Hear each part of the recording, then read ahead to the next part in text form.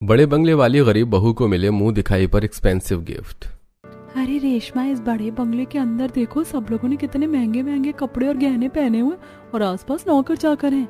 अच्छा हटो जरा मैं भी देखूं। अब रेशमा भी उस बड़ी खिड़की से बंगले के अंदर देखती है। अच्छे से सफाई करो क्योंकि मेरे बड़े बंगले में 2 दिन बाद मेरी बेटी का जन्मदिन है। अरे माँ जी, आप क्यों इतनी टेंशन ले रही है? नौकर सारा काम संभाल लेंगे। चलिए हम शॉपिंग पर चलते, फिर बर्थडे गिफ्ट भी तो खरीदना है ना। बच्चों के लिए गिफ्ट्स लेने के बाद कुछ अन्य गिफ्ट्स भी खरीद लेना। मैं अपनी बेटी के जन्मदिन पर गांव में सभी दलित वर्गों को गिफ्ट बंटवाऊंगा। सच में अनीता, ये बड़ा बंगला जितना खूबसूरत बाहर से है उतना ही खूबसूरत अंदर से भी है। वैसे ये लोग किस तरह के गिफ्ट्स की बात कर रहे थे अनीता? रेशमा, इस बड़े बंगले में रहने वाला परिवार अपने हर छोटी बड़ी खुशियों पर दलित वर्गों को गिफ्ट बांटते हैं और तुम्हें पता है उनके सभी गिफ्ट्स बहुत एक्सपेंसिव होते हैं। अरे वाह, ये तो बहुत अच्छी बात है। ऐसे एक्सपेंसिव गिफ्ट तो मुझे कभी नहीं मिले और मैं खरीद भी नहीं सकती। मुझ गरीब के पास इतने पैसे ही नहीं होते कि एक्सपेंसिव गिफ्ट खरीद सकूं। अरे तुम चिंता क्यों करती हो? इस बड़े बंगले में अब जो गिफ्ट बटेगा ना उसमें हम दोनों भी आएंगे, फिर हमें भी इस बड़े बंगले का एक्सपेंसिव गिफ्ट मिल जाएगा। अब अनीता और रेशमा वहां से खेत में आ जाती हैं और अपने अपने फसलों की कटाई करने लगती हैं। फिर फसल की कटाई करके सिर पर फसल की गठरी रखकर अपने अपने घर आ जाती हैं। अरे आज बहुत देर लगा दी घर आने में बेटी, इतना समय कहाँ लग गया? हाँ बिटिया, आज इतना समय कैसे लग गया? अगर माँ बाबूजी को बताया कि मैं बड़े बंगले की तरफ गई थी तो मुझे डांट पड़ेगी। अरे माँ बाबूजी, वो आजकल फसल की कटाई करते वक्त अनीता आ गई थी, फिर उससे बात करते करते समय का पता ही नहीं चला। वैसे अब मुझे बहुत भूख लग रही, फटाफट खाना लगाइए ना। रेशमा रामपुर गांव में अपने गरीब माता पिता के साथ रहा करती थी। रेशमा अपने माता पिता की इकलौती बेटी थी। रेशमा के पिताजी के पास एक छोटी सी जमीन थी जिस पर वो खेती करके अपने परिवार का पेट पाल रहे थे। इसी तरह कुछ हफ्ते गुजरते हैं और एक दिन रेशमा अपनी माँ के साथ खेत में बैठकर दोपहर का खाना खा रही होती है। तभी वहां पर उसकी सहेली अनीता आती है। अरे तू खाना खा रही है, चलना नहीं है क्या? अरे ये तो माँ से पक्का पिटवाएगी मुझे। अच्छा चलते हैं। हाँ जाना है बेटा? इसने बताया नहीं मालती ताई, हम लोग बड़े बंगले की तरफ जा रहे हैं। सुनने में आया है कि आज वहाँ पर दावत है और दावत खत्म होने के बाद आसपास के लोगों को गिफ्ट भी दिया जाएगा। अरे बाप रे, बड़े बंगले की तरफ जा रही हो? वहाँ तो बड़े हाई फाई लोग रहते हैं, तुम्हारी बेइज्जती हो जाएगी, वहाँ मत जाओ। अरे चिंता मत करो माँ, हम दूर से ही बड़े बंगले का सारा नजारा देखेंगे। इतना कहकर रेशमा अनीता के साथ बड़े बंगले की तरफ आती है, जहां बड़े बंगले के सदस्य सास ससुर बहू मिलकर लोगों को मिठाइयां और कपड़े बांट रहे होते हैं। देखो रेशमा, बड़े बंगले में रहने वाले परिवार वालों को कितने एक्सपेंसिव गिफ्ट दे रहे हैं। इतने महंगे महंगे कपड़े और इतनी महंगी मिठाइयाँ हमने तो आज से पहले ना तो कभी खाई है और ना ही कभी देखी है। अनीता तुम ठीक कह रही हो, चलो चलते हैं। ज्यादा नजदीक गए तो कहीं हमारी बेइज्जती ना हो जाए। अब आए दिन रेशमा अनीता उस बड़े बंगले को निहारने के लिए छुप छुप कर वहां आया करती थी। ऐसे कुछ हफ्ते गुजरते हैं और फिर एक बार बड़े बंगले का छोटा बेटा नितिन अपने दोस्तों के साथ गांव के खेत खलियान देखने आता है। और पहले वो नदियों में नाव की सवारी करता है, फिर फलों के बाग देखता है, फसलों की खेत में भी आता है और फिर घूमते घूमते वो जंगल की ओर चला जाता है और वीडियो रिकॉर्ड करने लगता है। जंगल का व्यू कितना अच्छा लग रहा है। इसे कैप्चर कर लेता हूँ और फिर फ्रेम बनाकर अपने रूम में लगवाऊंगा। नितिन फोन में वीडियो कैप्चर कर ही रहा होता है कि तभी एक विशाल पेड़ पर लटकता सांप नितिन के हाथों पर गिरता है और उसके हाथों पर डसकर वहां से चला जाता है। नितिन तेज चिल्लाता है। दूसरी तरफ इसी जंगल में रेशमा लकड़ियों को काट रही होती है कि तभी उसके पास से वो जहरीला सांप गुजरता है। ये चीखने की आवाज किसकी थी? और ये सांप, लगता है इसी सांप ने किसी को अभी डसा है, पर किसको? कौन है यहाँ? इतना कहकर रेशमा चारों तरफ अपनी नजरें घुमाती है और थोड़ी दूर चलकर देखती है कि तभी उसे वहां बेहोश नितिन नजर आता है। ये भगवान, इनके हाथ पर तो सांप ने डसा है, मुझे जल्दी से इनका विष निकालना होगा। अब रेशमा बिना देरी किए ही नितिन का हाथ पकड़कर अपने मुंह से विष को चूस कर उसे बाहर फेंकने लगती है और फिर कुछ देर बाद वो भी वहीं बेहोश हो जाती है। जिसके बाद नितिन के दोस्त वहां पहुंचते हैं और फटाफट नितिन और रेशमा को अस्पताल लेकर जाते हैं। देखिए, दोनों के ही शरीर में थोड़ी थोड़ी मात्रा में सांप का जहर है। हमने दोनों के अंदर एंटीबायोटिक दवाइयां डाली हैं और सब कुछ ठीक हो जाएगा, पर फिलहाल ये अस्पताल में ही रहेंगे। अब रेशमा की मां मालती अस्पताल पहुंचती है। दूसरी तरफ बड़े बंगले में रहने वाले परिवार के सदस्यों को भी नितिन की खबर मिलती है। मेरा बेटे को सांप ने डस लिया, पता नहीं वो कैसा होगा कैसा नहीं। चलिए अस्पताल लेकर चलिए, मुझे बहुत बेचैनी हो रही है। हाँ चलो। माँ जी मैं भी चलती हूँ, देवर जी को मुझे भी देखना है। अब बड़ी सी कार में सभी सदस्य बैठकर अस्पताल आते हैं। मेरा बेटा, बेटा तू ठीक तो है ना? दूसरी तरफ मालती, इतनी मुश्किलों से भगवान ने मुझे एक बेटी दी थी और आज उसकी भी दशा भगवान ने ऐसी कर दी। ना तो अपनी आंखें खोल पा रही, ना ही कुछ बोल पा रही है। शांत हो जाओ मालती, शांत हो जाओ। माँ, यही वो लड़की है जिसने सही वक्त पर आकर मेरे हाथों से सांप के विष अपने मुंह से निकाल कर फेंका। मैं तो होश में आ गया हूँ, पर वो अब भी बेहोश है और शायद ये अपनी माँ बाप की इकलौती बेटी है। माँ जी, इस लड़की ने अपनी जान की चिंता ना करके हमारे देवर की मदद की। उसने ये भी नहीं सोचा कि वो अपने माँ बाप की इकलौती बेटी है। उर्मिला अपने बेटे की बात सुनकर मालती के पास आती है। मालती की आंखों से झरझर आंसू बह रहे होते हैं। भगवान मेरी बेटी की रक्षा करना, मेरी बेटी को कुछ ना हो, हमारा इस दुनिया में इसके सिवा और कोई नहीं है। मालती जी, आप चिंता मत कीजिए। अगर आपकी बेटी ने हमारे बेटे के लिए इतना बड़ा जोखिम उठाया है तो हमारा भी कुछ कर्तव्य बनता है। आज से आपकी बेटी की चिंता हमें भी उतनी ही होगी जितनी आपको है, क्योंकि मैं आपकी बेटी को अपने घर की बहू बनाकर रखने वाली हूँ, ताकि ताउम्र आपकी बेटी को किसी चीज की कोई दिक्कत ना हो। हाँ माँ, मैं भी इस रिश्ते से खुश हूँ। नितिन इतना कहता है कि तभी बेड पर लेटी रेशमा अपने हाथों को फड़फड़ाती है और फिर आहिस्ता आहिस्ता अपनी आंखों को खोलती है। मेरी बच्ची को होश आ गया। मेरी बच्ची, तू ठीक तो है ना? बेटी, तुम ठीक तो हो ना? समझ नहीं आ रहा तुम्हारा कैसे शुक्रिया अदा करूं। तुमने अपनी जान जोखिम में डालकर मेरे बेटे की जान की रक्षा की है। कितनी दयालु स्वभाव की है ये लड़की। अपने माँ बाप की इकलौती बेटी होने के बाद भी उसने अपनी जान की चिंता न करके हमारे बेटे की जान बचाई। अब तो यही लड़की हमारे आलीशान घर की बहू बनेगी। बेड पर लेटा नितिन रेशमा की ओर देखकर हल्का सा मुस्कुराता है। 2 से 3 दिन बाद रेशमा और नितिन को अस्पताल से डिस्चार्ज मिल जाता है और फिर बड़े बंगले का परिवार मालती के घर रिश्ता लेकर आता है, जहां 1 से 2 नौकर अपने हाथों में शगुन का सामान लेकर आते हैं, जिसमें सोने के गहने, लहंगा, साज श्रृंगार का सामान होता है। ये लीजिए मालती जी, हमारी तरफ से हमारी होने वाली बहू का शगुन का सामान। अब आप शादी की तैयारी शुरू कर दीजिए।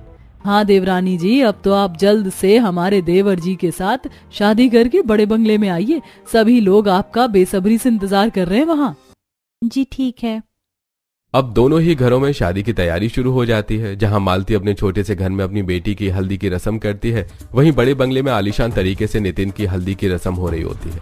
नाच गानों के साथ औरतें ढोल बजाकर संगीत गा रही होती हैं। अरे अभी तो बड़े बंगले में देवर जी की पत्नी आई भी नहीं है और देवर जी के चेहरे की रौनकें तो देखिए। सच में भैया तो ब्लश कर रहे हैं। दूसरी तरफ मालती के घर में आए पड़ोस के लोग। मालती, तेरे तो भाग चमक गए। अब तो तेरी गरीब बेटी बड़े बंगले की बहू बनने वाली है। राज करेगी तेरी बेटी वहाँ। वहीं हल्दी लगाती अनीता। रेशमा, अब तो तेरी शादी उस बड़े बंगले में हो रही है जिस बड़े बंगले को तू चुप चुप कर देखा करती थी। अब वहाँ पर तू खुश रहेगी और अब तो तुझे भी एक्सपेंसिव तोहफे मिलेंगे। अच्छा है, बता, तू उस बड़े बंगले की बहू बनने के बाद मुझे भूल तो नहीं जाएगी ना? अरे पागल है, ऐसा कभी हो सकता है? तू मेरी पक्की सहेली है और अब तो तू मुझसे मिलने के बहाने उस बड़े बंगले में आ सकती है जब मर्जी तब। सही कहा तूने। अब 3 से 4 हफ्ते गुजरते हैं और पूरी विधि विधान के साथ रेशमा शादी करके अपने बड़े बंगले के ससुराल में आती है। और जैसे ही रेशमा की गाड़ी बड़े बंगले के बाहर पहुंचती है, वहां बैंड बाजा, ढोल नगाड़े बजने शुरू हो जाते हैं। कुछ लड़कियां वहां पर नाच रही होती हैं। अब नितिन बड़ी ही खूबसूरती से गाड़ी का दरवाजा खोलता है। रेशमा गाड़ी से बाहर निकलती है तो एक लंबा गुलाब के फूलों का रास्ता बना हुआ होता है। रेशमा अपने पति की बाहें थाम कर उस फूलों के रास्ते से चलकर बड़े बंगले की चौखट पर आती है। भाभी, आप तो बहुत खूबसूरत लग रही हो, एकदम क्यूटी पाए। अच्छा जी, छोटी भाभी के आते ही उनकी तारीफ शुरू हो गई। अरे आप भी सबसे खूबसूरत है भाभी, आप तो गुस्सा हो रही है। अरे नहीं, मैं मजाक कर रही थी। वैसे सचमुच मेरी देवरानी बहुत खूबसूरत है और उसके चेहरे की ये मुस्कुराहट भी काफी इनोसेंट है। अच्छा, बहुत तारीफ कर ली अपनी देवरानी और भाभी की। अब मुझे गृह प्रवेश करवाने दो। आओ बहू, इस कलश को गिराकर इस कुमकुम की थाल में अपने पैरों को रखकर इस घर के अंदर प्रवेश करो। अब रेशमा दाएं पैर से कलश को गिराकर कुमकुम की थाल में अपने पैर रखती है और फिर उसी पैर से बंगले के अंदर प्रवेश करती है, जिससे रेशमा के कुमकुम वाले पैर फर्श पर छप जाते हैं। हे भगवान, ये बड़ा बंगला सच में कितना खूबसूरत है। इसे तो जितना देखूं उतना कम है। एक टाइम था जब अपनी सहेली के साथ छुप छुप कर इस बड़े बंगले को मैं देखा करती थी और आज भगवान ने मुझे इस बड़े बंगले की बहू बना दिया। अरे भाभी, आप बंगले के उस तरफ क्यों जा रही हैं? आपका इस बड़े बंगले में कमरा दूसरी तरफ है। चलिए मैं छोड़ देती हूँ। जी ठीक है। अब रेशमा अपने कमरे में आती है और उसका कमरा भी बहुत आलीशान होता है, वहीं फूलों से सजा हुआ भी होता है। अरे वाह, ये कमरा तो बहुत खूबसूरत है। आप इतने बड़े कमरे में रहते हैं जी? मेरा कमरा तो बहुत छोटा था अपने घर में, और उस छोटे कमरे में मैंने अपना सारा सामान रखा हुआ था। अरे कोई बात नहीं, पहले तुम्हारा कमरा छोटा था, पर आज से ये आलीशान कमरा तुम्हारा है और यहाँ तुम आराम से कहीं भी अपना सामान रख सकती हो। जी शुक्रिया। अब रेशमा अपने पति के साथ आराम करती है। दूसरी तरफ घर के सभी सदस्य लिविंग रूम में बैठकर गर्मा गर्म कॉफी पीते हुए रात के 2 बजे। चलो शादी तो हो गई बड़ी ही खूबसूरती से। वैसे माँ जी, अब आगे का क्या सोचा है आपने? आगे का सोचा है कि छोटी बहू की मुंह दिखाई काफी अच्छे तरीके से करूं और भर भर के उसे एक्सपेंसिव गिफ्ट दूं। हाँ मम्मी, मैं तो भाभी के लिए कुछ लग्जरी गिफ्ट सोच रहा हूँ, जिसे देखकर भाभी बहुत खुश होंगी। मैं भी भाभी को कुछ स्पेशल और एक्सपेंसिव दूंगी। हाँ, पर हमारे पास समय बहुत कम है। कल ही सुबह देवरानी जी की पहली रसोई होगी और फिर रात को मुंह दिखाई इवेंट, जिसमें मेहमान भी आएंगे और आस पड़ोस के लोग भी। अरे तो इसमें परेशान होने वाली क्या बात है? अपनी अपनी पसंद की चीज घर के नौकरों को बता दो, वो खरीद लेंगे। तुम यहाँ घर बैठे बैठे पेमेंट कर देना। टेक्नोलॉजी का जमाना है, फोन से सब कुछ हो जाता है। सही कहा पापा जी ने, हम लोग ऐसा ही करेंगे। अगले दिन सुबह रेशमा तैयार होकर बड़े बंगले की रसोई में आती हैं। रसोई काफी आलीशान और बड़ी होती है। 2 नौकरानियां भी वहां खड़ी होती हैं। बाप रे, इतनी बड़ी रसोई! इस बड़े बंगले का तो हर एक चीज बड़ी बड़ी है। तभी रसोई में रेशमा की जेठानी और उसकी नंद आती है। अरे देवरानी जी, आपको खाना बनाने के लिए किसने कहा? घर के नौकर है ना, वो बना लेंगे खाना। पर आज तो मेरी पहली रसोई है ना जेठानी जी। भाभी, आपकी पहली रसोई तो है, पर शाम को आपकी मुंह दिखाई की रस्म भी है। आप खाना बनाओगी तो थक जाओगी और फेस पर रौनक की जगह थकान आ जाएगी। नहीं नहीं, कुछ नहीं होगा। मेरा बहुत मन है कि मैं आप सबको कुछ बनाकर खिलाऊं। ठीक है देवरानी जी, फिर कुछ हल्का ही बनाना ताकि जल्दी बन जाए। अब रेशमा अपने हाथ से खीर, पूड़ी, सब्जी बनाकर सबके लिए डाइनिंग टेबल पर परोसती है। सभी लोग खाना खाकर खाने की तारीफ करते हैं। अरे देवरानी जी, खाना तो बहुत स्वादिष्ट बना है। हाँ भाभी, खाना तो आपने बहुत स्वादिष्ट बनाया है। मैं कभी खीर नहीं खाती थी, पर पहली बार मुझे खीर बहुत अच्छी लग रही है। सच में बहू, खाना तो तुमने बहुत अच्छा बनाया है। हाँ, मुझे तो खाना इतना अच्छा लग रहा है कि मैं बार बार अपनी उंगलियां चाट रहा हूँ। भाभी, आप तो कुकिंग में एक्सपर्ट लगती हो। बस बस, अब और कितनी तारीफ करोगे अपनी भाभी की? बेचारी शर्मा रही है। हे भगवान, तूने मुझे कितना अच्छा ससुराल दिया। मैं इसका शुक्रिया अदा तुझसे जिंदगी भर करती रहूंगी। एक मेरे छोटे देवर हैं जो मुझे छोटे भाई की तरह प्यार करता है, वही मेरी ननद है जो मुझे अपनी बहन की तरह रखती, और मेरी जेठानी मुझे भाभी माँ की तरह प्यार करती हैं, और सासू माँ जी मुझे अपनी बेटी समझती हैं। पति का बर्ताव भी मेरे साथ एक अच्छे दोस्त के जैसा है। यहाँ पर सब लोग बहुत अच्छे हैं। कहाँ खो गई रेशमा? जी जी, कहीं नहीं। अब सभी लोग खाना खाने के बाद छोटी बहू के मुंह दिखाई की तैयारी में लग जाते हैं और घर को डेकोरेट करने लगते हैं। तभी उस बड़े बंगले में एक बहुत बड़ी मेकअप आर्टिस्ट दाखिल होती है। अरे तुम आ गई देवरानी जी, आपकी मेकअप आर्टिस्ट आ गई है। आज मुंह दिखाई की रस्म में यही आपको तैयार करेगी। आप इसे अपने कमरे में ले जाइए। अब मेकअप आर्टिस्ट को रेशमा अपने कमरे में ले जाती है। वहीं मेकअप आर्टिस्ट एक खूबसूरत सा डिजाइनर लहंगा साड़ी रेशमा को पहनाती है और उसके बाद एक खूबसूरत मेकअप करती है। दूसरी तरफ घर सजकर पूरा तैयार हो जाता है और घर वाले तरह तरह के एक्सपेंसिव गिफ्ट को अपने हाथ से पैक कर रहे होते हैं। अभी तक तुम लोगों के गिफ्ट पैक नहीं हुए? रात हो गई है, मेहमान भी आने वाले होंगे। माँ जी, हो गया, बस ये लास्ट था। अब घर के सभी सदस्य भी डिजाइनर कपड़े पहनकर रेडी हो जाते हैं। घर में मेहमान भी आने लगते हैं। तभी एक सुंदर सा डिजाइनर लहंगा साड़ी पहनकर, बदन पर गहने, बालों में गजरा, साज श्रृंगार करके रेशमा भी अपनी मुंह दिखाई की रस्म में दाखिल होती है। बड़े बड़े फोटोग्राफर उसके फोटोज खींच रहे थे। अरे वाह उर्मिला जी, आपकी बहुत बहुत खूबसूरत लग रही है। अरे इस लड़की की तो किस्मत ही चमक गई। एक समय था जब ये अपने गरीब माँ के साथ जंगल में फसल काटकर अपना पेट पालती थी, और आज देखो इसकी अच्छी तकदीर ने इसे इस बड़े बंगले की बहू बना दी। अरे ये सब छोड़ो, ये देखो बहू कितनी खूबसूरत लग रही है। चलो अपने अपने गिफ्ट अब बहू को दो ताकि बहू को अच्छा लगे। तभी सभी मेहमान बड़े बड़े गिफ्ट रेशमा के हाथ में देते हैं। चलिए, आप लोगों ने गिफ्ट दे दिए, अब हम लोगों की बारी है। देवरानी जी, मेरी तरफ से आपके लिए एक्सपेंसिव डायमंड से बने हील्स है। अच्छा, मेरी बारी। बहू ये लो, मेरी तरफ से तुम्हारे लिए एक्सपेंसिव खानदानी सोने का हार। अब मेरी बारी। मैं अपनी क्यूट भाभी को उनकी मुंह दिखाई की रस्म में स्विट्जरलैंड का टिकट देता हूँ। हनीमून टिकट एंजॉय करना भाभी भैया के साथ। भाभी, मेरी तरफ से आपके लिए एक्सपेंसिव डिजाइनर ड्रेस आपके ऊपर बहुत खूबसूरत लगेगी। बहू रानी, मेरी तरफ से तुम्हारे मुंह दिखाई पर ये एक्सपेंसिव सोने के कंगन। रेशमा जी, मेरी तरफ से आपके लिए ये थार, इसे आप मेरे छोटे भाई के साथ चलाना सीखना। हाँ हे भगवान, इतने सारे एक्सपेंसिव गिफ्ट्स, वो भी एक साथ। मैंने कभी नहीं सोचा था कि मुझे कभी इतने सारे एक्सपेंसिव गिफ्ट्स भी मिलेंगे। शुक्रिया, पर इतना सारा एक्सपेंसिव गिफ्ट देने की क्या जरूरत थी। अब यही सब कुछ देखकर आसपास के लोग तेज तेज तालियां बजाने लगते हैं। बाप रे, इस गरीब बहू को इतने बड़े बंगले के ससुराल में मुंह दिखाई पर कितने सारे एक्सपेंसिव गिफ्ट मिले हैं। ससुराल वालों ने तो गिफ्ट से बहू को लाद दिया है। अब एक एक करके घर के सभी सदस्य रेशमा के साथ फोटो शूट करवाते हैं और फिर धीरे धीरे मुंह दिखाई की रस्म खत्म होने लगती है। अब अगले ही दिन रेशमा अपने पति के साथ स्विट्जरलैंड जाती है, जहां पर वो वेस्टर्न ड्रेस पहनती है।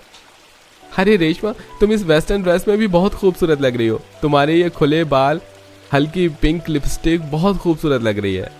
Thank you Nitin ji. इसी तरह अगले दिन रेशमा एक बहुत बड़े रेस्टोरेंट में अपने पति के साथ खाना खाती है और फिर पहाड़ों में पिक्चर क्लिक करवाती है। इसी तरह 1 से 2 हफ्तों का स्विट्जरलैंड हनीमून ट्रिप खत्म करके रेशमा अपने पति के साथ घर वापस आती है और अगले ही दिन रेशमा का पति उसे थार चलाना सिखाता है। नितिन जी, मुझे डर लग रहा है। अरे रेशमा, कुछ नहीं होगा, मैं यही हूँ तुम्हारे साथ, तुम आराम से चलाओ। अब धीरे धीरे रेशमा ड्राइविंग भी सीख जाती है। अब कुछ हफ्ते ऐसे ही गुजरते हैं और रेशमा की फ्रेंड अनीता उससे मिलने उसके बड़े बंगले के ससुराल में आती है। अरे बाप रे रेशमा, तेरा ये बड़े बंगले का ससुराल कितना बड़ा है और इस बड़े से हॉल में ये कितना बड़ा झूमर लगा है। इसे तो देखकर मुझे चक्कर आ रहे हैं, ये इतना बड़ा है। अरे देवरानी जी, आपकी दोस्त आई, आपने बताया नहीं। नौकर, चाय नाश्ता लगाओ फटाफट। अब अनीता अपनी सहेली के ससुराल में चाय नाश्ता करती है और उससे अच्छे से मिलकर शाम तक अपने घर वापस चली जाती है। इसी तरह कुछ हफ्ते और गुजरते हैं और फिर रेशमा के बड़े बंगले के ससुराल में उसे गरीब माँ बाप भी उससे मिलने आते हैं। अरे समधी समधन जी, आप आइए ना, बैठिए। नौकर, फटाफट शाही पकवान डाइनिंग टेबल पर लगाओ, हमारे समधी समधन जी बहुत दूर से आए हैं। अरे इन सब की क्या जरूरत है, हमारे में बेटी के घर का पानी नहीं पीते और आप पकवान लगवा रहे हैं। जी हम तो बस अपनी बेटी से मिलने आए हैं। पापा जी, ये सब पहले के जमाने में होता था, आज के जमाने में ऐसा कुछ नहीं होता और आपकी बेटी भी इस घर की बेटी ही है, बहू नहीं। रेशमा अपनी जेठानी की ये बातें सुनकर बस मुस्कुरा देती है और फिर अपने हाथों से अपने माँ बाबूजी को खाना खिलाती है। और फिर अगले दिन रेशमा के माता पिता अपनी बेटी से मिलकर वापस जा रहे होते हैं कि तभी ससुराल वाले रेशमा के गरीब माँ बाप के हाथ में ढेर सारा भेंट और एक्सपेंसिव गिफ्ट देते हैं, जैसे अत्यधिक पैसे, कपड़े, गहने, मिठाइयाँ। समधन जी, हमारे घर से अतिथि कभी खाली हाथ नहीं जाते और फिर तो आप हमारी समधन है, हमारी बहू की माँ है, तो आपको हम बिना भेंट दिए कैसे भेज सकते हैं। जी शुक्रिया, पर इन सब की जरूरत नहीं थी। हमारी बेटी अपने ससुराल में खुश है, यही देखकर हमें सब कुछ मिल गया। ये सुनकर रेशमा अपनी माँ को गले से लगाती है। माँ, अपना ध्यान रखना और ऐसे ही मिलने आती रहना। अब भेंट लेकर रेशमा के गरीब माता पिता वहां से चले जाते हैं और उन पैसों से उनकी आर्थिक स्थिति भी बहुत हद तक ठीक हो जाती है। वहीं दूसरी तरफ रेशमा अपने बड़े बंगले के ससुराल में खुशहाल जिंदगी बिता रही होती है।